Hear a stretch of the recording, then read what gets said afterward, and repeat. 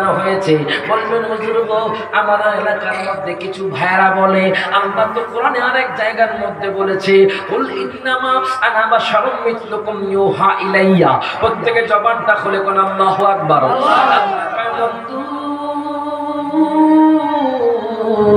ও বন্ধু আপনি বলে দিন আপনি একজন সাধারণ মানুষ। এখন আমি আপনাদেরকে জিজ্ঞেস করতে চাই বাজারে আয়াতটা নাজিল করছে কে? আল্লাহ। জবান খুলে কোন কে? আল্লাহ। কার উপর? গভীর মনোযোগ। কার উপর? গভীর মনোযোগ দেন, লক্ষ্য করেন।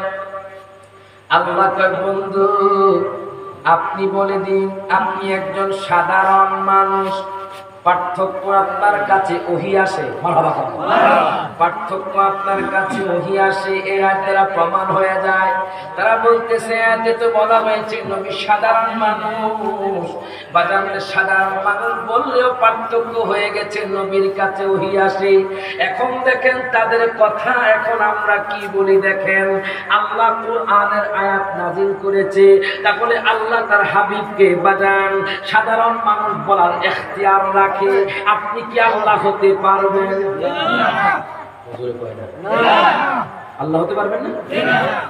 বাজান রে আল্লাহ হওয়া কোশ্চিন কালেও সম্ভব না। এই কথা মনে ধারণ করলেও ঈমান থাকবে না। কথা কোন ঠিক কিনা? এখন বলেন আল্লাহ কয় বন্ধু গো আপনি হলেন সাধারণ মানুষ, এটা একমাত্র আল্লাহর ইখতিয়ার বলার আছে বাজান। আল্লাহ ইখতিয়ার রাখে তার হাবিবকে সাধারণ মানুষ বলা। আমরা তো আল্লাহ হতে পারবো না, আমরা তো নবীও হতে পারবো না। নবী নিজেকে নিজে সাধারণ মানুষ বলেছে, আর যাদেরকে বলা হয়েছে তারা হলো কাফের। তাহলে বোঝা গেল আপনি কাফের হতে পারবেন। হাত তুলে কোন ঠিক না বেঠে? আপনি আল্লাহ হতে পারবেন না, নবী হতে পারবেন না, কাফের তো হবেন।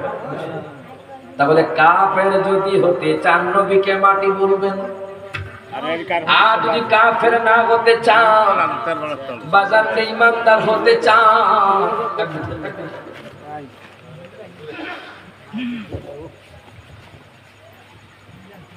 নারাই তাকবীর, নারাই রিসালাত, নারাই ফাকফানজাতান, নারাই গসিয়ান,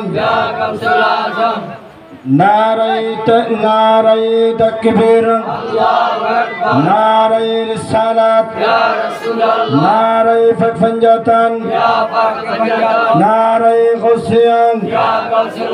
ফিশার কিবলার আগমন, ফিশার কিবলার আগমন। নারাই